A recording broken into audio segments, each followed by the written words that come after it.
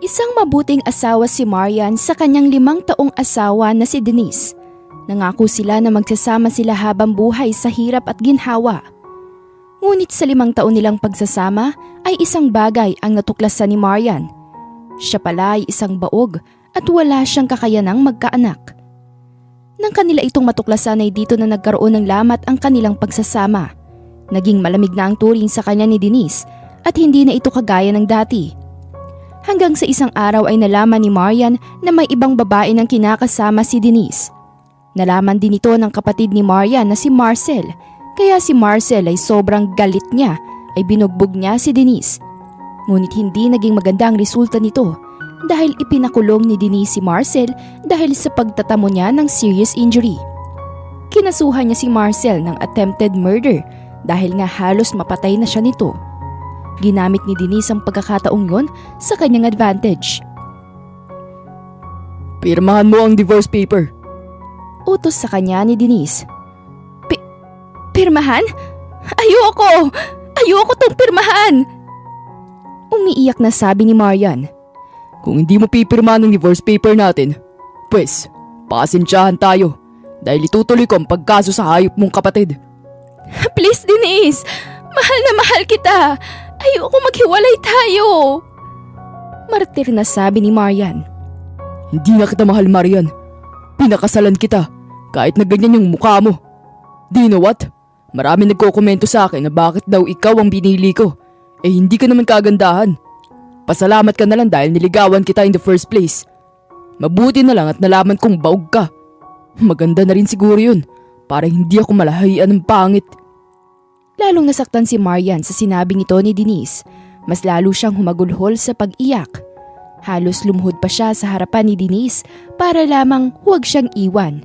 Ngunit sa huli ay nasampal lamang siya ni Denise. Sa huli ay pinirmahan na lamang niya ang divorce paper para lamang hindi na ituloy pa ni Denise ang kaso sa kanyang nag-iisang kapatid. Minabuti na lang niyang makipag-divorce siya rito dahil wala na rin namang patutunguhan ang makipagrelasyon pa dito. "Oh anak, pinirmahan na ba niya ang divorce paper?" Tanong ni Lucy, ang ina ni Denise. Oo mama, pinirmahan na niya ang divorce paper. Nakangiting sabi ni Denise. "Sinabi ko naman sa'yo kahit noon pa. Kung sinunod mo lang sana ako, hindi sana ito mangyayari. Kaya lang ay napakatigas talaga ng ulo mo. Mabuti na lang at nangyari na to. Ang pangit na nga ng babaeng yan eh, hindi ka pa bibigyan ng anak. Mabuti na rin yon dahil ayoko magkaapo na kasing pangit niya." Huwag ka mag-alala mama. Alam mo naman si Janice, di ba? Sobrang ganda ng bago ko ngayon. Si Janice? Yung dinala mo rito noong nakaraan? Oo mama, siya nga. Ayan! Ganyan dapat ang mga babaeng pinipili mo. Hindi mo kagaya ng pangit na yon. Ay, mabuti na lang at natauhan ka rin. Sa buong buhay ni Marian sa mansyon ng asawa ay wala siyang ibang naranasan sa kamay ng kanyang biyanan kung hindi puro pahirap. Sa simula pa lang ay ayaw na ng biyanan sa kanya dahil nga sa kanyang itsura at estado sa buhay. Pinapagod siya nito sa mga gawaing bahay at palagi siyang tinatalakan. Wala ni isang beses na naging mabait sa kanya si Lucy. Palagi pa siya nitong minamaliit sa harap ng mga bisita sa bahay. "Oh, ano pang ginagawa mo dyan at hinihintay? Umalis ka na para mawala na ang pangit sa bahay na to!" Sigaw ni Lucy kay Marian. Mama, pwede na bang lumipat dito si Janice next week? Gusto ko na sana mag-live-in kami. "Oo naman, next year ay magpakasal na kayo at bigyan niyo na ako ng anak. Abat namumuti na ang buhok ko pero hindi mo pa rin ako mabigyan ng apo. Sinayang mo lang ang oras dyan sa babaeng pangit na yan." Sige po mama, sana nga po ay mabuntis ko kaagad si Janice dahil kahit ako gusto na rin magkaroon ng anak. Sabi ni Denise. Sinamaan ng tingin ni Lucy si Marian. "Oh, ano pa ginagawa mo? Hindi ka pa aalis? Huwag mo sabihing hihintay mo pang ipakaladkad kita sa gwardya namin. Isinusumpa ako kayong lahat. Darating din ang parusa ng Diyos sa inyo. Hintayin niyo lang!" Umiiyak na sigaw ni Marian. Tumawa naman sina Lucy at Dennis dahil pareha silang atheista na hindi naniniwala sa Diyos. "Diyos? Kung may Diyos, di sana'y tinulungan ka na niya. May tumutulong ba sa'yo? Wala naman, di ba? Kasi walang ganon. Kaya kung ako ikaw, Magnakaw ka na lang kung saan dahil mas makakabuto yun sa'yo para makaahon ka na sa kahirapan. Huwag kang umiyak dyan dahil lalo ka lang pumapangit. Sabi ni Lucy. Balang araw, malalaman nyo rin ang totoo at marirealize nyo rin na hindi lahat ay madadaan sa pera. Kung ako sa'yo, umalis ka na at tumigil ka na sa kakadada mo. Kung hindi ka pa alis, ipapakaladkad na talaga kita sa mga gwardya. Sabi ni Dennis. Ikaw na nga lang anak ang kumaladkad sa kanya palabas? Psh, ayoko nga. Ayoko madumihan ng kamay ko habang hinahawakan kong babaeng yan. Nadurog ang puso ni Marian sa sinabing ito ni Dennis. Kesa masakta na naman ay umalis na lamang siya dala ang kanyang maleta. Sa pag-uwi niya sa kanyang mga magulang sa Cavite ay pinagalitan siya ng mga ito kung dahil sa pagpirma niya sa divorce paper. Ngunit ipinaliwanag naman niya ang kalagayan ng kuya niya ngayon na siya ang rason ng pagpirma niya sa divorce paper. Nang sumunod na linggo nga ay nakalaya na si Marcel. Sising-sisi si Marcel dahil sinisisi niya ang sarili sa pagpirma ni Marian sa divorce paper. Ididemanda ko ang lalaking yan, Marian. Hindi ko siya mapapatawad sa ginawa niya sa'yo. Sabi ni Marcel na halos pumutok na ang mga ugat sa noo dahil sa masidhing galit. Kuya Marcel, hindi mo pa ba naiintindihan na wala tayong laban sa kanila? May mga abogado sila at marami silang koneksyon. Anong laban ko sa kanya? Mas mabuti pang mag-move on na lang kahit na masakit. Kapag ipinaglaban pa natin to, pinapahaba lang natin ang paghihirap natin. Emosyonal na sabi ni Marian. So ano, hayaan mo na lang ganun ka na lalaking yun. Kaya kanya inaapi dahil hindi ka marunong lumaban. Ikaw nga lumaban pero anong nangyari? Na-resolve ba ang issue dahil doon? Hindi! Dinagdagan mo lang ang problema natin. Kaya please kuya, huwag ka na muna gumawa ng gulo para hindi mawalan ng saysay ang pagpirma ko sa divorce paper namin. Natahimik si Marcel na mapagtanto niyang may punto ang sinabi ni Marian. Siya nga ang dahilan kung bakit napilitang pumirma ng divorce papers si Marian. Ngunit masisisi nga ba talaga siya kung humantong siya sa ganoong aksyon? Anya ay kahit sino naman ay manggagalaiti sa galit kapag nalamang niloloko ng asawa ang kapatid mo. Umuwi sa probinsya sa Surigao si Marian matapos ang isang linggo dahil doon niya papalipasin ang nangyari. Gusto niya nang putulin ang ugnayan niya sa Maynila dahil pinapaalala lamang ng nasabing lugar ang namatay na pagmamahalan nilang dalawa ni Dennis. Nagpunta siya sa kanyang lola at doon ikinuwento ang lahat ng mga nangyari tungkol sa kanilang kasal ni Dennis. Alam niyang hindi siya magsasayang ng laway sa pagkukwento sa kanyang lola dahil napaka maunawain ito. Napakasalbahe talaga ng lalaking yun, apo. Alam ko namang una pa lang ganito na mangyayari. Misteryosong sabi ng lola. Ano pong ibig niyong sabihin, lola? Pagtataka ni Marian. Ang ibig kong sabihin ay alam ko noon pa man na hindi magiging maganda ang patutunguhan ng inyong relasyon. Hindi ko lang sinabi sa'yo dahil alam kong matigas ang ulo mo at hindi mo rin ako pakikinggan. Kaya kaysa sabihin ko pa yun sa'yo hinayaan na lang kita. Kahit noon pa man, lola, sobrang talas na po talaga ng pandaman ninyo. Oo naman, wag mong minamalit ang kakayahan ko, ha? Lubhang napaisip si Marian kung bakit ganito ko magsalita ang kanyang lola. Gusto mo bang maghiganti sa asawa at biyanan mo? Tanong nito. Opo, lola. Gusto ko pong maghiganti sa kanila. Gusto ko pong maranasan din nila ang paghihirap na dinanas ko habang nasa poder nila ako. At higit sa lahat, gusto kong gantihan ng kabit ng asawa ko. Ganun ba? Kapag ba may pagkakataon ka na makapaghiganti, gagawin mo? Opo, lola. Gusto ko po. Kailangan mo ng lakas ng loob dito. Dahil wala itong atrasan. Hindi ka pwedeng maging mahina at malambot dito. Bakit po, lola? Para naman pong makakapaghiganti talaga ako sa kanila. Malabo namang mangyari yun eh. Samahan mo ako sa aking kwarto. Huwag na huwag kang magugulat at matatakot sa mga susunod kong sasabihin, ha? At mangyayari. Maipapangako mo ba yon? Grabe naman kay lola. Kung magkapagsalita po kayo, parang may gagawin kayong kagulat-gulat. Dahil meron nga. Laking pagtataka ni Marian, ngunit sinundan na lamang niya ang lola. Nagtungo sa kwarto ang kanyang lola Celia at hinalugad ang isang pambihirang cabinet na maalikabok para bang kailanman ay hindi pa ito nagagalaw. Nang buksan ni Lola Celia ang cabinet ay nagulat si Marian nang makita ang nag-iisang laman ng cabinet at ito ay isang blusang itim na nakahanger. Kinuha ito ng lola at inabot sa kanya. Heto, suotin mo to at magbabago ang mukha mo. Tinanggap ni Marian ang blusa at pinagmasdan. Naguguluhan siya sa tinura ni Lola Celia. Napaisip pa siya kung tama ba siya ng dinig. Ano po Lola? Magbabago ang mukha ko? Oo, magbabago ang mukha mo oras na suotin mo ang blusang yan. Pilit na natawa si Marian upang pagaanin ang awkwardness sa pagitan nila ng lola. Si Lola naman kung ano-ano mga iniisip. Ayaw mong maniwala. Bakit hindi mo subukan? Nagsimula ng matakot si Marian dahil sa ikinikilos at sinasabi ng kanyang lola. Susuotin ko to? Sige lang, suotin mo na lang nang malaman mong hindi ako nagsisinungaling. Nawiwirduhan at kinakabahan man si Marian ay sinunod na lamang niya ang inuutos ng kanyang lola. Hinubad niya ang kanyang damit kaya naiwan sa katawan niya ang puting sando at sa kanya ipinatong dito ang blusang itim. Nang suotin niya ang blusang itim ay nakaramdam siya ng kakaiba na tila ba napakagaan ang kanyang pakiramdam.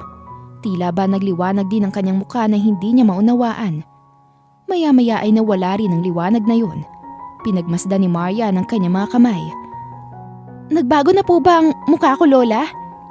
Ngumiti ang kanyang lola na tila ba oo ang sagot sa tanong na yun. Kinuha ng kanyang lola ang isang malaking fully body mirror at iniharap ito kay Marian. At nang makita ni Marian ang kanyang itsura ay nanayo ang kanyang mga balahibo sa katawan dahil tunay ngang nagbago ang kanyang itsura. Sobrang ganda na niya ngayon.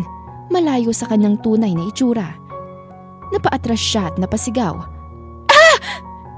Lola! Kumalma ka apo. Nagbago lang ang mukha mo pero ikaw pa rin yan. At alam mo yan sa sarili mo. Wala kang kailangang ikatakot. Lola! Saan niyo po nakuha ang blusang to? Nangangatog sa takot na sabi ni Marian. Isa yung regalo sa akin ng lola matagal na panahon nang nakalipas. Hindi rin niya alam kung saan ba nanggaling ang kapangyarihan ng blusang itim na to. Kaagad na hinubad ni Marian ang blusang itim dahil sa kanyang takot. Tumingin siya sa salamin upang alamin kung bumalik na nga ba ang mukha niya sa dati. At bumalik nga ito. Naghalo-halo na ang kanyang nararamdaman.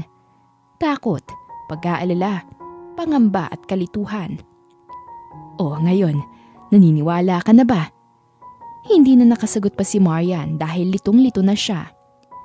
Kapag sinuot mo ang blusang itim na to, ay hindi ka lamang gaganda kung hindi magbibigay rin ito napakaraming swerte sa'yo. Kaya gusto mo pa rin bang suotin ito? Lola, kung magdadala to ng maraming swerte, kung ganun, bakit hindi niyo po ito sinusuot? Dahil may kaakibat na epekto ang pagsusuot ng blusang itim na yan. Po? Ano po yun, Lola? Ang totoo niyan ay maaari kang magbago nang dahil sa blusang yan. Kayang masagap ng blusang yan ang lahat ng galit mo sa mga taong nangaapi sa'yo. At ang galit mong yon ay gagamitin niya upang makagawa ka ng mga masasamang bagay. Pero tandaan mong nasa iyo pa rin kung hahayaan mong kainin ka ng galit ng puso mo. Nasubukan niyo na po ba ito, Lola? Oo.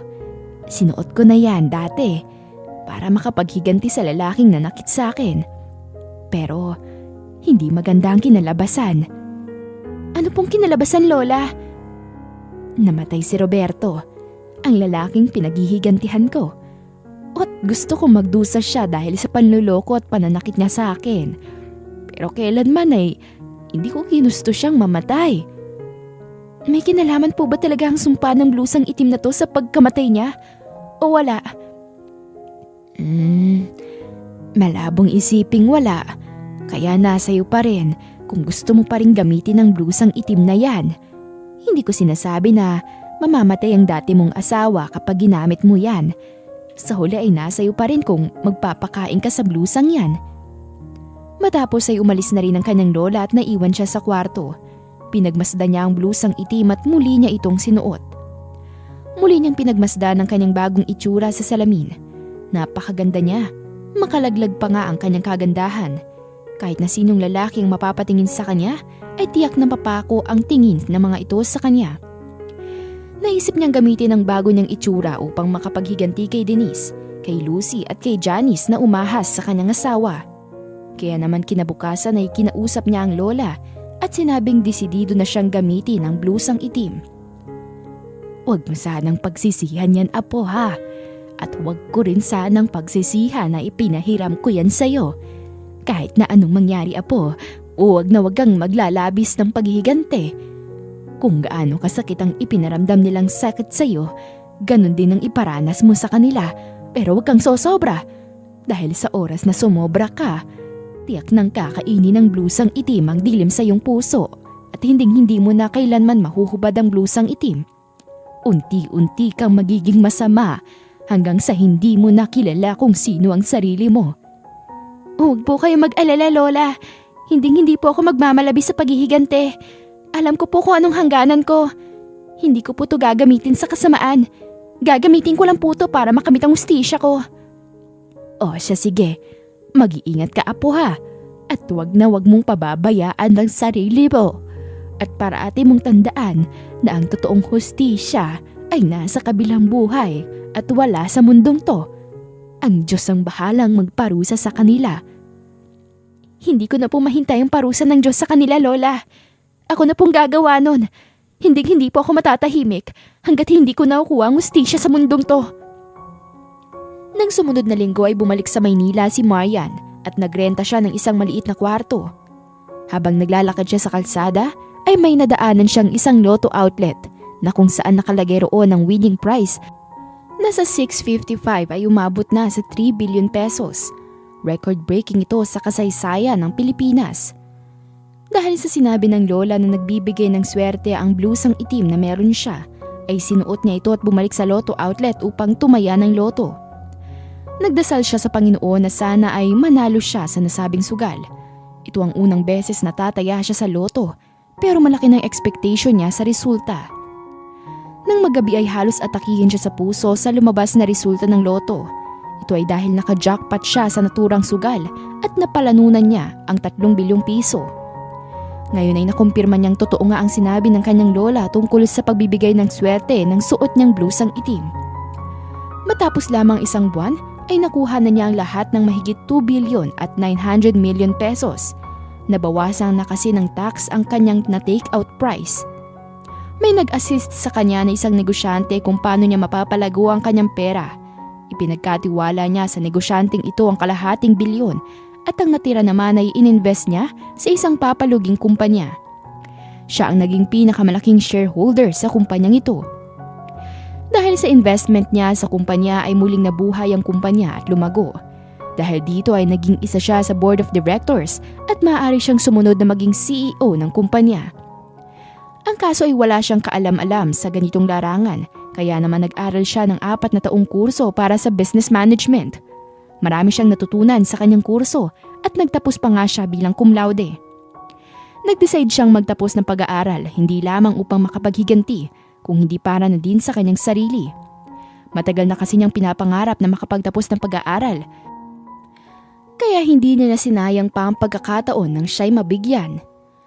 Ginamit pa rin niya ang katauhan niya bilang si Marian dahil sinabi niyang nagparitoke siya ng muka dulot ng pagkakasunog sa kanyang muka. Nang magkaroon ng inauguration ay hinirang si Marian bilang ang bagong CEO ng kumpanya at dito na magsisimula ang kanyang paghiganti sa mga taong nanakit sa kanya 5 taon nang nakakaraan. Matagal na panahon man ang lumipas ay nanatili ang sakit at bigati sa kanyang puso na kailanman ay hindi nawala. Habang nagsasaya ang pamilya ni Denise ay siya ay hindi pa rin makaalis sa pasakit ng nakaraan. Isang araw ay dumalo si Marian sa isang party kung saan naroon din sina Denise at Janice. Isa itong magarbong party kung saan tanging ang mga mayayaman lamang ang imbitado. Nilapitan ni Marian si Denise na kasama si Janice noon na nakatayo lamang habang nagsisiyahan. "Hello, Mr. Cruz! I've heard a lot about you," sabi ni Marian nang nakangiti. Nabighani si Dennis sa kagandahan ni Marian, ngunit hindi niya ito ipinalata dahil nga naroon si Janice. May I know who she is? Tanong ni Dennis. I am Marian, the CEO of Buffy Company. Nice to meet you.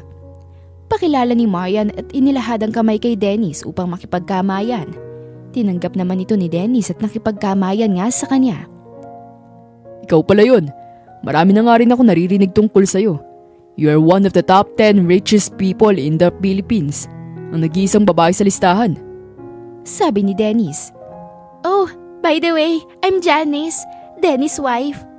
Singit naman ni Janice dahil nagsiselos siya na kausap ni Dennis ang isang napakagandang babae na kagaya ni Marian. Maging si Janice kasi ay natulala sa malaengkantadang ganda ni Marian. Oh really? This is your wife, Dennis? Sabi ni Marian at mapanghusgang tiningnan mula paa hanggang ulo si Janice na parabang disappointed siya. Naasar si Janice. Yes, ako nga ang asawa ni Dennis. Is there any problem with that? No, I'm actually... You're pretty enough for him. Pretty enough? What does that even mean? Naiinsultong sabi ni Janice. Hindi pinansin ni Marian si Janice. Oh, by the way, Dennis, I'm actually interested in investing more money in your company. I heard na medyo hindi magandang estado ng kumpanya mo ngayon. I hope we can talk more about this in the future. Oo naman. I look forward sa pag-uusap natin. That would be very helpful for my company. Inabutan ni Marian si Dennis ng calling card at tinanggap naman ito ni Dennis. Saka naman umalis si Marian habang nakangiti pa kay Dennis na tila ba nangaakit. Agresibong inagaw ni Janice ang calling card kay Dennis dahil kitang-kita niya ang paghanga sa mga mata ng asawa para kay Marian. Kahit sinong babae magsiselos kapag kausap ni Marian ang kanilang boyfriend o asawa. Pupunitin sana ni Janice ang calling card pero matigas ang papel na yon na binabalutan pa ng plastic kaya mahirap itong punitin. Ano ba, Janice? Anong ginagawa mo? Hindi mo ba nakita ang ngiti ng babaeng yun sa'yo, ha? Inaakit ka niya. Kaya huwag mo nang tanggapin ang buwisit na calling card na to. Sabi ni Janice. Ano nag-aakit? Alam mo, nagsiselos ka lang. Ever since lahat na lang ng babae makausap ko ay pinagseselosan mo. Sa bahay natin to pag-uusapan. At huwag tayong mag-away dito sa harap ng maraming tao. Sabi ni Janice at pinakalma ang kanyang sarili. 12:00 na ng hating gabi sila nakauwi. Nag-away sila sa sala ng kanilang bahay. Puro ka selos! Selos! Wala ka nang ibang ginawa kundi magselos, ha? Get a job! Get a job? Alam mo namang kakakunan lang sa akin. Tapos gusto mo akong bumalik ulit sa pagtatrabaho? 1 month na nang makunan ka. Kung nagawa mong pumunta sa party, I'm pretty sure na kaya mo rin bumalik sa pagtatrabaho mo. Anyway, let's stop talking about that. Pag-usapan natin kung anong dapat pag-usapang issue. Don't tell me gusto mo na akong ipagpalit sa Maria or whatever her name is na yon. Dumating si Lucy. Teka, ano ba itong pinag-aawayan niyo, ha? Tanong ni Lucy. Nag-cross arm si Janice. Well, someone introduced herself sa party at binigyan niya ng calling card ang anak ninyo. Kung makatingin yung babaeng yun parang gusto niya nang hubaran si Dennis. Totoo ba yun, anak? Hindi yun totoo. Nagsiselos lang yung manugang mo. Nagsiselos? Tingin mo ba magagalit ako ng ganito nang wala lang, ha? Kitang-kita ako kung paano kanya tingnan, Dennis. Inaakit ka niya. At ikaw naman, akit na akit ka naman sa kanya. Talagang harap-harapan pa kayo nakikipaglandian sa mismong harapan ko. Pinalo ni Lucy si Dennis sa braso. Totoo ba yun? Ay Diyos ko, Dennis. Huwag ka mambababae dahil wala ka nang mahanap na katulad ni Janice. Hindi mo lang alam kung gaano ka kaswerte na napangasawa mo siya. Bahala nga kayo dyan, ma. Sabi ni Dennis at nagtungo na siya sa kanyang kwarto. Nang matutulog na sila ni Janice ay nagkabati rin sila dahil hindi mawawala ang kanilang pagmamahalan bago matulog. Kinabukasan ay hinanap ni Dennis ang calling card sa mga gamit ni Janice at maging sa basurahan. Gustong-gusto niyang makuha ang numero ni Marian dahil may bagay na bumubulong sa kanya na gusto niyang makausap pa ang dalaga. Sa kanyang paghahanap ay dumating sa kwarto si Janice na nakasuot ng bathrobe dahil kakatapos lamang nitong maligo sa banyo. Anong hinahanap mo, ha? Naglaro ng lalamunan si Janice. May nahanap lang ako importanteng bagay. Importanteng bagay? Anong importanteng bagay yon ha? No worries. Now that I think about it, hindi naman siya ganun kaimportante. Ngunit nagduda roon si Janice. Pakiramdam niya ay hinahanap ni Dennis ang calling card. At dahil may issue siyang babae ay binuksan na naman niya ang tungkol doon. Kung hinahanap mong calling card, pues huwag ka na magsayang ng oras dahil sinunog ko na yon. I made sure na hindi mo na yung makikita ulit. Sabi ni Janice. Well, yun nga ang hinahanap ko. Yung calling card ni Marian. But I have different reason kung bakit ko yun hinahanap. Hindi yun kagaya ng iniisip mo. Narinig mo at sinabi niya kagabi na may balak siya mag-invest ng malaki sa kumpanya natin. At alam mo rin na malaki ang pagkalugi ng kumpanya in the past year. Kailangan natin ng investor para ma-prevent natin ang kumpanya from bankruptcy. Okay, I pretend I believe you. Then na maghanap ka ng ibang investors. Simple as that, right? Tingin mo ba siya lang ang nag-iisang tao na may capability na makapag-invest sa kumpanya? Matagal na ako naghahanap ng investors. And you know that very well. Pero hindi yun ganun kadali sa iniisip mo. Palibhasa, you have no knowledge about corporate world. Kaya sobrang dali lang sa'yo magbigay ng mga thoughtless suggestions. Okay, sure. Kasalanan ko. Kapag nalaman kong may contacts ka kay Marian, I will consider that as cheating. Oh, ngayong napansin ko, her name is also Marian. At hulaan mo kung sinong Marian ang kakilala nating dalawa aside from her. Oo, siya nga. And so? Kapag ipinalit mo ako sa babaeng kapangalan ng babaeng pinalitan ko, don't you think that's very ironic? Nagkakaganyan ka lang dahil lang sa name. Well, just imagine na lang na magiging reaksyon ng mga tao kapag ipinagpalit mo ko sa babaeng kapangalan ng first wife mo. Siguradong pagtatawanan ka nila. At saka, hindi ka ba nanginginig? You almost killed that woman para lang mapirmahan niya ang divorce paper. Kung hindi lang dahil sa pambubugbog ng kapatid niya sa'yo, wala ka sanang alas para gamitin laban sa babaeng yon. I almost killed her? Kahit kailan, hindi ko ginawa yun. Yes, I physically assaulted her so many times, pero I know my limits. Pero ikaw, naalala mo ba ang ginawa mo sa kanya?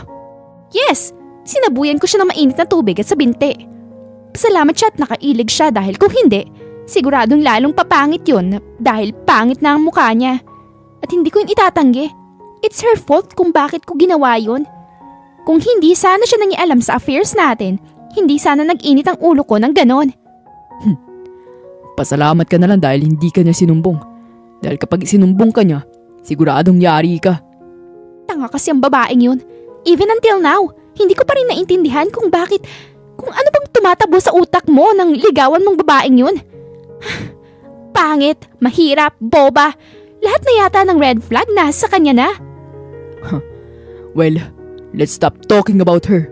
Dahil baka balikan pa niya tayo. Babalikan?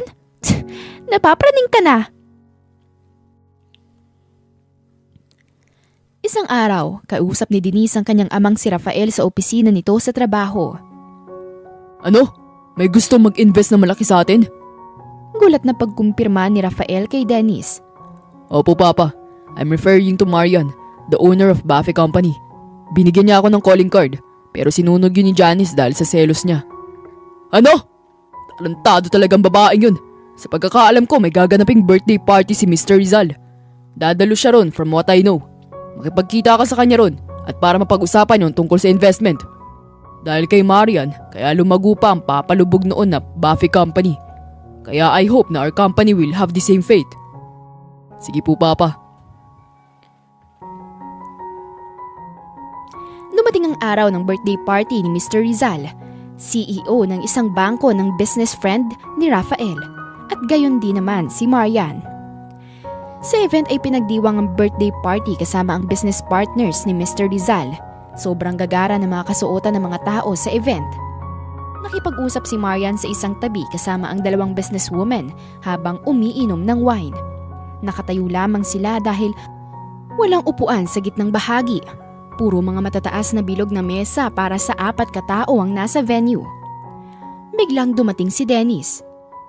Hello, can I talk to Marian? Paalam ni Dennis. Oh sure, Marian, alis lang kami ah. Paalam ng isa. No problem, thank you. Sabi ni Marian at umalis na nga ang dalawang babae. Ikaw pala, Mr. Cruz. I expected a call from you pero I did not receive one. I'm quite disappointed. Kunwari ay pagtatampo ni Marian. I'm so sorry to disappoint you. Sinunog kasi ng asawa ko yung calling card mo. Nagsiselos kasi siya. She's always been like that. Hindi lang siya selosa. Medyo may pagka-iskandalosa din. Pinag-iisipan ko nga makipaghiwalay sa kanya para sa ikapapayapa ng buhay ko. I'm so sorry to hear that. It must be so hard to have a wife like that. Bakit hindi mo pa siya hiwalayan? Ani Marian at tiningnan ng mapang-akit si Dennis na tila ba may gusto siyang mangyari. Parang asong ulol naman si Dennis nang makita ang malagkit na tingin sa kanya ni Marian. Nakatunog kaagad siya na may gusto sa kanya si Marian. Well, isang pagsiselos lang niya. Siguradong hihiwalayin ko na siya. Sagabal siya sa trabaho ko. That's up to you, Mr. Cruz. Kahit Dennis na lang itawag mo sa akin. Mas palagay kung tawagin mo ako sa first name ko. Anyway, how about you? I suppose may boyfriend ka na. Sa ganda mo ba namang yan imposibleng wala. I'm single, Dennis. Ano ka ba? Halos lumipad sa ere si Dennis nang malaman ang tungkol doon. No way. That can't be real. Bakit naman single ka pa? Sa ganda mo na bang yan, imposibleng wala ni isang nanligaw sa'yo. Maraming nanliligaw, pero wala akong gusto sa kanila. Really? Kung sa bagay, sa ganda mong yan at successful, parang hirap ma-achieve ng standards na gusto mo sa isang lalaki. Hindi naman. Wala naman akong specific na standards para sa isang lalaki. For me, if gusto ko ang isang lalaki, edi gusto ko siya. I don't need anything like money. Meron na ako nun eh. How about sa ugali ng isang lalaki? Syempre yung common lang. Mabait, maaruga, at magalang. At gusto ko rin ng thrill sa isang relasyon. Ayoko ng plain and boring na relationship eh. Labis na napaisip si Dennis sa sinabing ito ni Marian. What do you mean, boring na relationship? Ngumiti lamang si Marian at tila ba gusto niyang si Dennis na mismo ang makaget sa nais niyang iparating. Anyway, can we talk later about the investment to your company? Of course, yes. Kung gusto mo, nauna eh. Oh, sure. Matapos nilang batiin si Mr. Rizal ay nakipag-usap dito ng pahapyaw ay nagpaalam na rin silang dalawa. Samantala, isang kaibigan ni Janice ang nakasaksi na sabay na pag-alis ni Dennis at Marian sa event. Isa rin itong businesswoman, kaya naman nang makita ang lahat ay pinicturan niya ang dalawa at isinend ito kay Janice.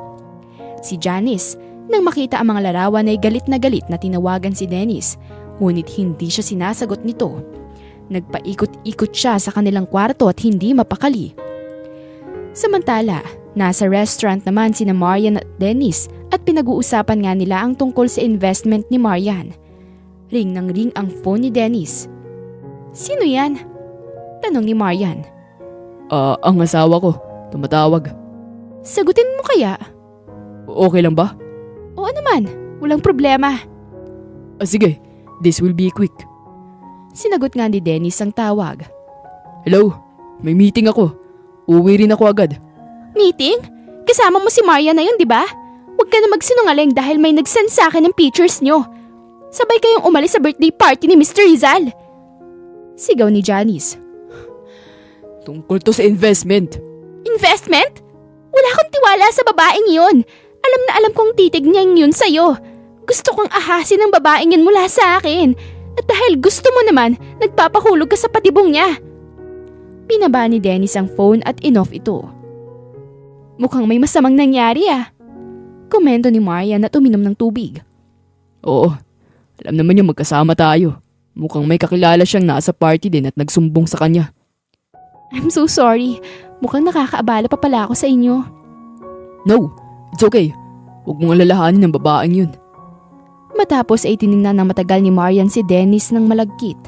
Napalunok pa ng laway si Dennis dahil alam na alam niyang may ibig sabihin ang malagkit na tingin yun ni Marian. Matapos nila mag-usap ay umuwi na rin sila. Pag-uwi ni Dennis ay kung ano-anong pangaakusan sinabi ni Janice sa kanya na kesyo kabit raw niya si Marian. Dahil sa tindi ng galit ni Dennis ay may nasabi siyang ikinabiglaling niya. Kung ganyan ka rin naman kaselosa, edi fine. maghiwalay na tayo.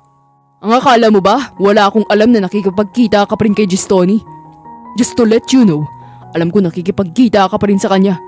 Pero hindi ko na pinapalaki pa dahil hindi naman ako praning na kagaya mo. Kung lahat na lang ng investors ng kumpanya ay pagseselosa mo ng ganyan, mabuti pang maghiwalay na tayo. Ano? Maghiwalay?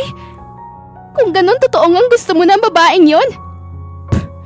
Bahala ka. Bahala ka kung yan ang gusto mong paniwalaan.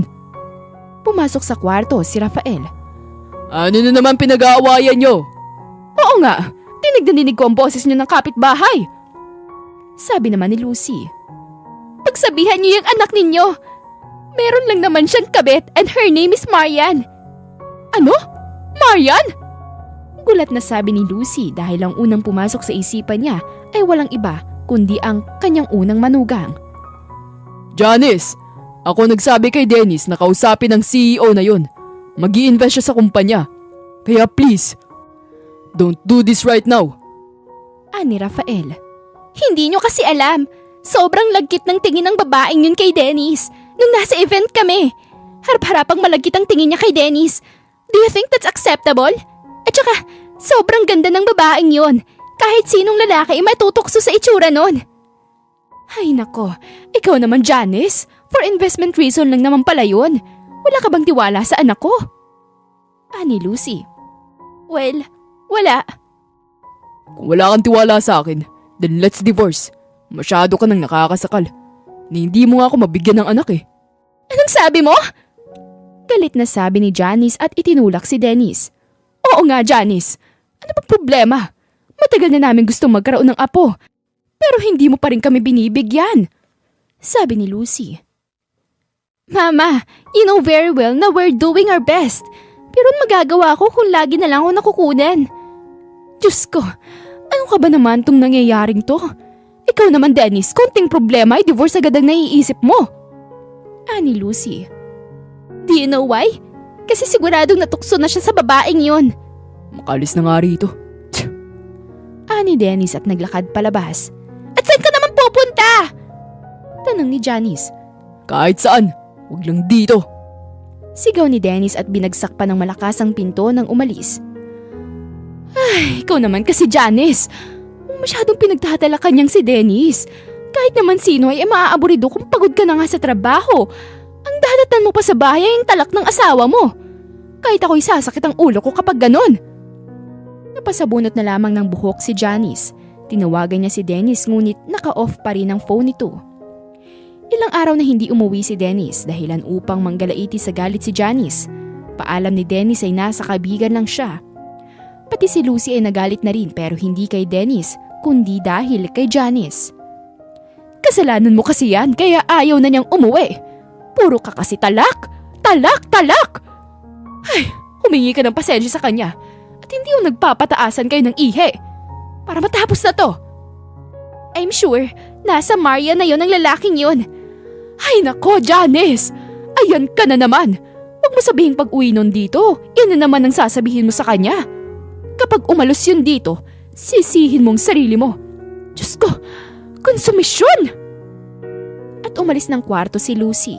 Samantalang habang ilang araw nang wala sa bahay si Dennis, ay tama nga ang hinala at kutob ni Janice na nakikipagkita ito kay Marian. Sinasabi ni Dennis kay Marian ang lahat ng hinanakit niya kay Janice. Dinadagdagan pa niya ang kwento upang magmukhang ka-divorce si Janice. Ganun ba? Naku, kung totoo nga yan, mas maigi kung hiwalayan mo na siya para naman magkaroon ka ng peace of mind. Pero nasa iyo pa rin naman yon. Kung hindi mo naman siya mahal, mas magandang ang hiwalayan mo na siya. Ikaw ba? Kailan ka ba mag-aasawa? Masarap din kayang may kayakap sa gabi. Masarap nga. Ang kaso naman, yung lalaking gusto ko ay may asawa na. Hindi naman ako nakikiapid sa lalaking may asawa na Ani Marian. Nanlaki ang mga tenga ni Dennis sa kanyang narinig dahil nakaramdam siyang siya ang lalaking tinutukoy ni Marian. So, kapag wala ng asawang lalaking yun, pwede ka nang magparamdam sa kanya? Siyempre, hindi ako magpaparamdam no. Dapat siya. Feeling ko nga gusto niya rin ako kung di lang may asawa siya. Feeling ko nga gusto nga rin niya makipaghiwalay sa asawa niya because of me. Pero if gusto niyang patulan ko siya, kailangan muna niyang hiwalayan ng asawa niya. Sobrang kinilig si Dennis sa sinabing ni Marian. Ngayon ay sigurado na siya nga ang tinutukoy ni Marian. Kaya naman ang dahil doon ay gumawa siya ng plano. Kinausap niya ang dating nobyo ni Janice na si Gistoni. Binayaran niya si Gistoni na iset up si Janice at makipagsiping sa kanya, i-video at ibigay sa kanya. At ginawa nga ito ni Gistoni sa halagang 300,000 pesos. Nang makuha ni Dennis ang video ay kumuha agad siya ng divorce paper mula sa kanyang abogado at dinala ito sa bahay. Pirmahan mo. Utos ni Dennis at iniabot kay Janice ang papeles. Pinagmasdan ito ni Janice at nanlaki ang mga mata nito sa nakita. Divorce paper? Seryoso ka ba rito, Dennis? Hindi makapaniwalang saad ni Janice. Oo, siguradong sigurado ako. Tingin mo ba kagaya ako ng first wife mo na madali mong mapapaikot? Hindi ko pipirmahan ng divorce papers. Magdusa ka sa kakahintay. Kung si Marian napapayag mong pumirma ng divorce paper, pwes, ibahin mo ko. Kakasuhan ko kayo ng kabit mo na Marian din ang pangalan. Napabuntong hininga si Dennis. You're so pathetic, Janice. Nawalan ka na talaga ng kahihiyan. Napakasawalawahan mo. Anong sabi mo? At ako pa talagang babaliktarin mo? Kinuha ni Dennis ang phone niya sa kanyang bulsa at iniplay ang intimate video ni Janice kasama si Gistoni. Matapos ay ipinanood ito kay Janice. Halos lumuwa ang mga mata ni Janice sa video na napanood. Ano yan? Saan mo nakuha yan? Kinuntsaba ko ang kabit mong si Gistoni para i-set up ka. Ano? Itatanggi mo pa ba? That's AI! Sigaw ni Janice. AI may as. Lahat na lang talaga pwedeng excuse ay sasabihin mo. Mabuti pa, pirmahan mo na lang divorce paper para matapos na to. Huwag mo na tong patatagalin pa. I have all the rights to file a divorce against you. Kung ayaw mong idibanda kita, pues, gawin mo na lang yung pinapagawa ko. No! You can't do this to me, Dennis! Yes, I can. Gusto kong pauwi ko rito. Mamaya, pirmado na ang divorce paper natin. Gets? At umalis na si Dennis at nagpunta sa trabaho. Naiwang mag-isa sa kwarto si Janice habang umiiyak. Hindi siya mapakali. Kaagad niyang pinuntahan si Gistoni sa apartment nito at sinalubong ito ng isang malakas na sampal. Nakipagsabuatan ka kay Dennis? Ang kapal na mukha mo! Sigaw ni Janice habang umiiyak. Janice, nakipaghiwalay ka na sa kanya para magkasama na tayo. Magkasama? Punyeta ka! Walang hiya kang gago ka! Hindi kita mahal, gago ka, at hindi kita mamahalin! Kung hindi mo ako mahal, anong ibig sabihin ng linggo-linggo nating ginagawa ng magkasama? Wala lang ba yun sa'yo lahat? Ginagawa ko lang yun dahil nasanay na akong ginagawa natin yun. Kahit na kailan, hindi na kita mamahalin. Burahin mo yung videos na yun. Binura ko na. Kay Dennis na ang kopya. Maliban dun, wala na. Muling sinampal ni Janice si Gistoni. Ito ng last meeting natin. Dahil matapos nito, hindi na ako makikipagsiping sa'yo. Mamatay kang tuyot dito. Sabi ni Janice at lumabas na ng kwarto. Nang magabi ay kumain naman ang mga pamilya ni Dennis. Ano Janice? Napirma mo na bang divorce paper natin? Sabi ni Dennis. Nagtaka at nagulat sina Rafael at Lucy. Ano ka mo? Anong divorce? Sino magde-divorce? Sabi ni Lucy na hindi makapaniwala. Kami, we're getting a divorce. Ano? Nasisiraan ka na ba ng bait?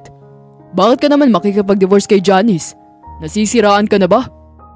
Sabi ni Rafael na galit. Mama, Papa, may bagay kayong dapat malaman. Ano yun? Sabihin mo na at huwag ka na magpabitin. Ani Lucy. Well, may kabit lang naman si Janice. Yung ex niya, nakikipaglandian pa rin siya sa lalaking yun. Even until now, nakasal na kami. Shut up, Dennis! Tumahimik ka na! I have a sex video of them, by the way. Shut up! Ikaw ang may kabit. Yung Maria na yun ang kabit mo. Ano? Teka, anong sabi mo? Dennis, may sex video? Sex video, Nino? Naguguluhang sabi ni Lucy. Sino pa? Eh di yung magaling mong manugang at yung kabit niyang sanggano. Nandito sa cellphone ko ang evidence. Gusto niyo bang makita? Sa galit ni Janice ay tinumba niya ang mesa sa harapan niya, dahilan upang mangalaglag sa mesa ang mga pagkain doon, bagay na labis na ikinagulat ni na Lucy at Rafael. Ay Diyos ko! Ano bang ginagawa mong babae ka? Nasisiraan ka na ba ng bait? Wala akong kabit! Iyang anak niyo ang may kabit! Eh bakit ka nga nagwawala ng ganyan kung wala naman, di wala? Bakit mo kailangang ibalibag itong mesa? Ay sayang yung mga pagkain! Ipinanood ni Dennis ang sex video sa kanyang mga magulang. Ay, ano ba yan? Diyos ko naman, Dennis! Sino yan? Reaksyon ni Lucy habang nanonood. Yung malandi niyong manugang, sino pa ba? Bakit ko naman ipapanood sa inyong sex video ng random na tao? Ano ka mo? Nilakihan ni Lucy ang mga mata niya at pinanood ang video. Nanggagalaiti siya sa galit at tinapunan ng tingin si Janice. Walang hiya kang babae ka! Kasal ka na sa anak ko pero nagpapakamot ka pa rin sa ibang lalaki? Sabi ni Lucy at sinabunutan si Janice. Mama! AI lang yan! Pagpapalusot ni Janice. Anong AI? Anong akala mo sa amin ipinanganak kahapon? Mama! Aray! Tama na! Nasasaktan na ako! Tama lang sa'yo yan. Ito ba? Ma! Aray! Talaga masasaktan kang malandi ka! Wala kang karapatang maging asawa ng anak ko dahil sa kalandian mong yan! Sigaw ni Lucy at itinulak si Janice dahilan upang bumagsak ito sa sahig. Aray! Pirmahan mo ng divorce paper dahil nasusuka na akong makita yung pagmumukha mo rito sa pamamahay ko! Sigaw ni Lucy. Diyos ko, Han! Mag-order na nga lang tayo ng pagkain! At umalis na si Lucy at pumasok sa kwarto nilang mag-asawa. Janice, paano mo ito nagawa sa anak ko? Tinuring kita na parang totoong anak. At ito lang ang ginawa mo. Pirma mo ng divorce dahil tama si Lucy. Ayoko na makita ang pagmumukha mo rito sa bahay. Sa kasinundan ni Rafael si Lucy sa kanilang kwarto. Ngumiti naman si Dennis. Narinig mo yun? Pirma mo ng divorce paper para matapos na to. Kung pinirmahan mo na sana ito noon pa, hindi na sana ito mangyayari. Kinailangan ko patuloy ibulgar ang baho mo. Sinamaan ng tingin ni Janice si Dennis at tumayo. Dennis! Tingin mo ba hahayaan kong maging masaya kayo ng kabit mo? Hinding-hindi ko yun hahayaang mangyari. Tama ng satsat. Pirmahan mo na para matapos na. Alam mo naman siguro na kapag hindi mo yung pinirmahan, sa kulungan ng bagsak nyo ng kabit mo, di ba? Lalong nang galaiti sa galit si Janice. Sa puntong yun ay nawala na ang lahat ng pagmamahal niya para kay Dennis at napalitan ito ng puot at galit. Dennis! Sisiguraduhin kong pagsisisihan mong ginawa mo sa akin to. Sabi ni Janice at namumula ang mga mata dahil sa matinding galit. Ngumisi na lamang si Dennis dahil hindi siya natatakot kay Janice. Gawin mong gusto mong gawin, Janice. Basta, pirmahan mo lang ang divorce paper. I'm good. Pinirmahan nga ni Janice ang divorce paper ng araw na yun at makalipas ang 6 na buwan ay na-finalize na ito sa korte dahilan upang maging malaya na si Dennis. Kaagad niyang sinabi kay Marian ang tungkol sa pagpinal ng kanyang divorce papers. Napangiti naman si Marian. Hindi dahil sa wakas ay magiging masaya na sila ni Dennis, kung hindi dahil nasira na rin niya ang relasyon ng dalawang taong nanakit sa kanya noon. Mukhang sobrang saya mo talaga ngayon, Dennis ah. Komento ni Marian habang nakikita ang ngiti sa mga labi ni Dennis. Oo, dahil alam kong gusto mo rin ako. Pagtatapat ni Dennis nang walang pag-aalinlangan. Ha? Kailan mo pa nalaman? Pagpapanggap ni Marian. Noon pa, matagal na. Ganun ba? Dahil wala na kayo ng asawa mo. Kung liligawan mo man ako, hindi ko na yung tatanggihan. Ganun ba? Maraming salamat kung ganun ah. Pwede na ba akong manligaw magmula ngayon? Ikaw bahala, Dennis. Napangiti sa labis na tuwa si Dennis. Lumipas sa mga araw ay pinagpatuloy ni Dennis ang panliligaw kay Marian. Nahulog na ang loob niya sa dalaga. Sobrang mahal na mahal niya ito. Baliw na baliw siya sa pagmamahal. Sa puntong kapag nawala si Marian ay anumang oras ay masisiraan siya ng bait. Isang araw ay umuwi sa probinsya si Marian at kinausap ang lola. Ano apo? Nagtagumpay ka na ba sa plano mo? Opo, Lola. Napaghiwalay ko na po ang dati kong asawa at ang kabit niya. Ina ba ang goal mo? Masaya ka na ba? Hindi pa po, Lola. Gusto ko pong masiguro na hindi na magkakabalikan ng dalawang yon. Gusto ko na pong bumalik bilang ang dating Marian. Pero nag-aalala ko na kapag umalis na ako, magkabalikan pa silang dalawa. Anong plano mo ngayon? Hindi ko nga po alam, Lola eh. Apo, tandaan mo ang sinabi ko sa'yo na kapag nagmadalbis ka sa pagigante, ay hindi maginda ang magiging patutunguhan nun. Naiintindihan ko po, Lola. Pero paano ko po ba masasabi kung nagmamalabis na ako? Ikaw wala nakakaalam niyan, Apo. Pinag-isipan ng mabuti ni Marian kung tama bang huminto na siya at minsan ay napapatanong din siya kung handa ba siyang iwan ang kanyang katauhan bilang ang bagong Marian o panindigan ito dahil ito ang mas may magandang buhay. Matagal niya itong pinag-isipan kaya naman sa huli ay nagpasya siyang ilipat ang kanyang ari-arian sa totoong siya nang sa ganun ay kapag nawala na ang bagong Marian ay mailipat na sa totoong siya ang mga ari-arian niya. Sa kabilang banda, si Janice ay hindi titigil sa paggamit ng ustisya. Gusto niyang maghiganti kina Dennis at Marian. Marian, kaya ka ganyan dahil sa itsura mo. At tingnan na lang natin kung magkakandara pa sa'yo si Dennis kapag nasunog na yung mukha mo. Sabi ni Janice nang may masidhing galit sa mga mata.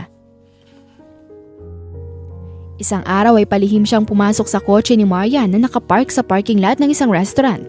Nasa backseat siya. Napasok niya ito gamit ang iligal na pamamaraan. Nang pumasok si Marian sa kotse ay nagulat siya nang magsalita si Janice sa likod. Kumusta ka na? Baing mga agaw ng asawa ng iba? Bakit ka nandito?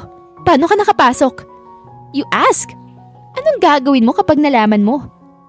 Lumabas ka! Pagbabanta ni Marian. Sure, pero bago yan, hayaan mo munang gawin ko to. Sabi ni Janice at walang pakundamang isinaboy ang asido sa mukha ni Marian. Nagulat si Marian sa ginawang ito ni Janice kaya napasigaw siya. Ang akala kasi niya ay asido ito pero tubig lang pala ito sa kanyang pag-aakala. Samantalang si Janice ay nabigla din dahil wala man lang epekto kay Marian ang asido. Lumabas ng kotse si Marian at sumunod si Janice. Muling sinabuyan ni Janice si Marian ng asido ngunit wala talaga itong epekto. Takang-taka siya. Ano bang ginagawa mo ha? Tumigil ka nga! Huwag mong uubusin ng pasensya kung babae ka! Ano to? Bakit walang epekto sa iyong asidong to? Pagtataka ni Janice, bagay na ikinagulat ni Marian. Ano? Asido yan? Oo, dapat natutunaw ng mukha mo ngayon. Siguro sobrang kapal na talaga niyang mukha mo kaya pati asido ay hindi ka tinatablan. Dumating si Dennis at nakita nito ang mga nangyayari few meters away kanina. Galing kasi sila ni Marian sa loob ng restaurant at nauna lang si Marian na pumasok sa kotse. Oy Janice! Ano ginagawa mo? Dumating ito at lumapit sa kanila. Ginagawa ko? Sinisiguro kong hindi kayo magiging masaya. Sabi ni Janice at isinaboy sa mukha ni Dennis ang asido dahilan upang masunog kaagad ang mukha ni Dennis. Napasigaw ito sa sobrang sakit at hapdi. Ramdam niya ang bawat pagkatunaw ng kanyang balat.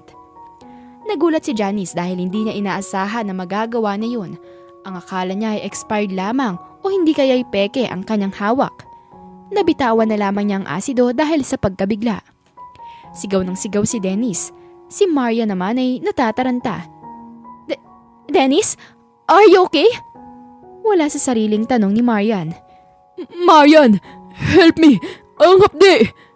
Sabi ni Dennis. Sinamaan ng tingin ni Marian si Janice pero hindi muna niya ito in-entertain at sa halip ay pinasakay niya si Dennis sa kanyang kotse at itinakbo ito sa pinakamalapit na ospital. Si Janice naman ay takang-taka kung bakit hindi gumana ang asido sa mukha ni Marian. Isinantabi rin niya kaagad ang kasagutan doon. Sa halip ay nagmamadali siyang tumakas dahil alam niyang hahanapin na siya ng mga pulis. Samantala, kahit galit si Marian kay Dennis ay may pag-aalala pa rin siya sa kanya. Dinala niya si Dennis sa ospital at doon ginamot. Nalapnos ang kalahati ng mukha nito. Matapos ang 2 araw ay sinabi ng doktor na hindi na makakakita pa ang kaliwang mata ni Dennis at ang kanang mata naman ay 70% na lang ang visibility nito. Sobrang napuruhan ang kaliwang bahagi ng mukha ni Dennis. Galit na galit ang buong pamilya ni Dennis kay Janice sa nangyari. Dahil doon ay nagsagawa ng manhunt operation upang hulihin ang nagtatagong si Janice. Matapos ang 6 na linggong pagtatago ay nahuli rin sa wakas si Janice, ngunit wala man lang itong pagsisisi. Sinintensyahan siya ng 12 years na pagkakakulong dahil sa kasong serious physical injuries. Samantala, matapos ang 3 buwan ay binisita ni Dennis si Janice sa presinto. Walang hiya ka, Janice. Sinira mong mukha ko. Galit na sabi ni Dennis. Iyan ang karma sa'yo. Hindi ka marunong makontento sa iisang babae. Walang lalaki makukontento sa babaeng kagaya mo na sa halawahan. At sa'yo pa talaga nanggaling yan? Pareha lang naman tayo. Bagay lang yan sa'yo. Remember nung nililigawan mo ko na kahit na may asawa ka na, palagi mong kinikwento sa akin kung gaano kapangit ang asawa mong si Marian. Pero look at you, mas pangit ka pa sa kanya.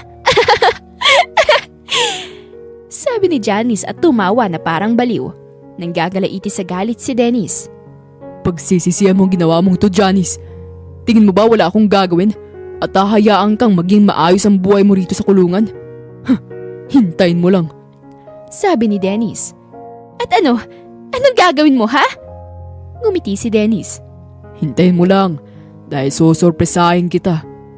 Nagsagawa ng plano si Dennis. Binayaran niya ang ward ng kulungan upang magpasok ng asido sa loob ng kulungan at intusan niya itong ibigay sa isang preso na siyang magsasaboy nito kay Janice.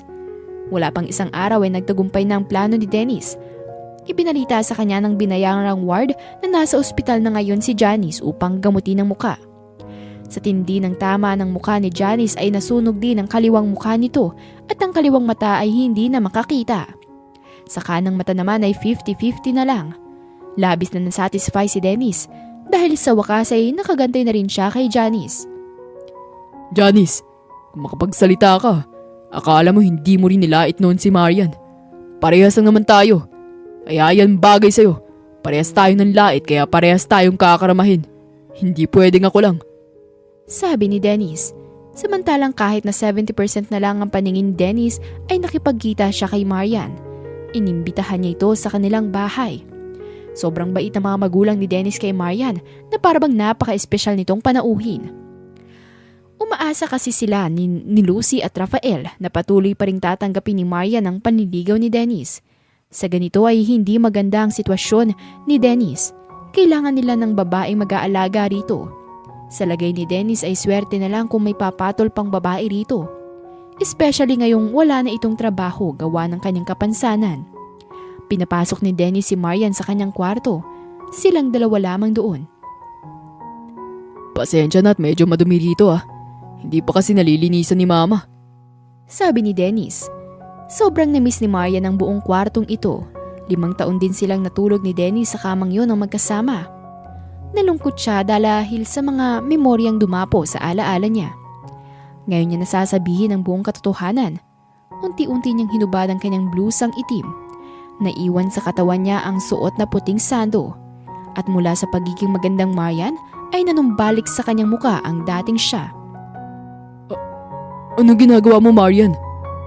Nalilitong tanong ni Dennis habang nanlalabo ang kanyang paningin. Nakikita mo ba ako? Tingnan mo na mabuti ang mukha ko.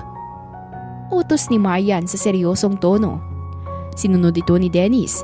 Nag-focus siya ng tingin kay Marian at unti-unting nanlaki ang kanang mata sa naaninag ng kanyang paningin. Ikaw? Paano? Nanlalaki ang mga matang tanong ni Dennis habang nangingilabot. Oo, ako nga. Gamit ang blusang itim na to, nagbabago ang aking muka. Kagaya na lang sa pelikula noon. Pero hindi na mahalaga yon. Gusto ko lang sabihin sa'yo na ang dating Marian at ang bilyonaryang Marian ay iisa. At ginawa ko to upang makapaghiganti sa'yo. Kinuha ni Dennis ang isang unan sa kama at inihagis ito kay Marian. Nanginginig ang kanyang mga binti dahil sa takot. Umalis ka! Umalis ka! Demonyo ka! Sige, tapunan mo lang ako ng unan. Tingin mo ba natatakot ako dyan? Umalis ka sabi! Mama! Papa! Tulong! Takot na sigaw ni Dennis. Tingnan mo mabuti ang mukhang to, Dennis. Sino sa atin ngayon ang mas pangit? Umalis ka sabi! Mama! Papa! May demonyo rito! May aswang dito! Takot na sigaw ni Dennis na halos maihina sa sariling pantalon. Dennis, sana lang ay pagsisihan mo na ngayon lahat ng nagawa mo sa akin. Matapos ang lahat ng nangyari sa'yo at kabit mo, pwede na ako makatulog ng gabi nang hindi kailangan maghintay ng hustisya na babagsak sa inyo ng kabit mo. Simula ngayon, magiging masaya na ako. Mama! Papa! Tulong! Pagsigaw ni Dennis, pumasok sa kwarto sina Rafael at Lucy. Nakatalikod mula sa kanila si Marian. Ay, ano bang nangyayari sa'yo, Dennis? Sabi ni Lucy. Bakit ka ba sigaw ng sigaw na parang nasisiraan ng bait? Ani Rafael. Mama! Papa! Yung babaeng yan! Isa siyang halimaw! Isang halimaw! Kaya niya magpalit na muka! Sinuot ni Marian ang blusang itim at saka humarap kina Lucy at Rafael. Mr. Cruz, mukhang malala na ang kalagayan ng inyong anak. Ha? Anong ibig mong sabihin? Tingin ko po kailangan niya pong ilagay sa mental institution para po bumalik na po siya sa dating siya. Sabi ni Marian at lumabas na ng kwarto. Binatukan ni Rafael si Dennis. Ano ba nangyayari sa'yo at bigla ka na lang nagsisisigaw? Papa! Ang babaeng yun! Siya si Marian! Eh bakit nga? Eh sino ba dapat siya? Ani Lucy. Hindi! Siya si Marian! Siya yung Marian! Yung una kong asawa! Hindi yung mayaman na Marian! Napahawak na lang ng ulo si Lucy sa konsumisyon. Ay, akala ko naman kung ano na nangyayari. Maniwala kayo sa akin. Sinabi niya nagbabago ang mukha niya kapag suot niya yung itim na blusa. Kitang-kita ng mga mata ko. Anak, hindi pa ba malinaw sa'yo na malabo ng mata mo at baka kung ano-ano na nakikita mo? Ani Lucy. Maniwala kasi kayo. Kitang-kita ng mga mata ko. Oo, kitang-kita na malabo mong mata. Diyos ko, tawagin mo na si Marian. Huwag kang umakto ng ganyan at baka ma-turn off na siya sa'yo at iwan ka niya. Binalikan nga ni Lucy si Marian sa sala. Marian, iha, pasensya ka na sa ikinikilos ng anak ko ha. Alam mo naman na hindi talaga magandang epekto sa kanya nang nangyari. Ayos lang po, Mrs. Cruz. By the way, aalis na po ako. O sige iha, mag-iingat ka ha. Balik ka ulit dito. Ngumiti si Marian ng very confident. Ako? Hindi na po ako babalik dito. Ha? Bakit naman? Dahil sobrang pangit na po ng anak ninyo. Hindi ko na po siya maatim na tingnan. Sabi ni Marian nang nakangiti. Naalala ni Marian na nasabi na sa kanya noon ni Lucy na ang pangit niya at hindi siya nito kayang matingnan. Ngayon ay nakaganti na siya sa dating biyanan. Ano? Ano ka mo? Tama pong narinig niyo, Mrs. Cruz. Sobrang pangit po niya at nasusuka akong pagmasdan siya. At higit sa lahat, ayoko po ng lalaking kagaya niya na hindi kaya makontento sa iisang babae. Ano ba nangyayari sa'yo? Parang kahapon lang ay okay ka pa. Nagpapanggap lang po ako. Ayoko po kasi sana maka-offend, pero kailangan po itong sabihin sa inyo. Walang hiya ka. Akala mo kung sino ka maganda? Alam ko pong maganda ako. Hindi niyo na po ako kailangan mag-gaslight, Mrs. Cruz. Para sabihin ko sa'yo, hindi ka kailangan ng anak ko. Ma-pride na sabi ni Mrs. Cruz. Good to hear that, Mrs. Cruz. Pero wag niyo pong lokohin ang sarili niyo. Wala pong matinong babaeng papatol sa isang pangit na lalaking walang trabaho at 2 beses ng diborsyo. Sasampalin sana ni Lucy si Marian pero sinalo ni Marian ang kamay ni Lucy at saka ito itinulak. Dahilan upang mapaupo sa sofa si Lucy. Gulat na gulat si Lucy kung bakit bigla na lang nag-iba ang pakikitungo ni Marian. Huwag mo akong sasaktan. Tanda, dahil hindi mo kilala ang kinakalaban mo. Babala ni Marian nang nandidilat ang mga mata. Bumalik sa alaala niya ang lahat ng pagmamaltrato sa kanya ng dating biyanan. Nang matapos nun ay lumabas na ng bahay si Marian. Napasigaw na lamang sa inis si Lucy dahil sa ginawa ni Marian. Ngayon ay binalot ng pag-aalala ang puso niya para sa future ng kanyang anak. Ibinenta na ni Marian ang kanyang share sa kumpanya at ang kalahati sa perang yun ay idinonate niya sa charity upang mapakinabangan ng mga nangangailangan. Ang kalahati naman ay kinuha niya upang gamitin ito ng dating siya. Nagpatayo siya ng maraming negosyo sa Maynila. Gusto niyang manumbalik ang kanyang katauhan bilang ang orihinal na siya at hindi isang peking maganda.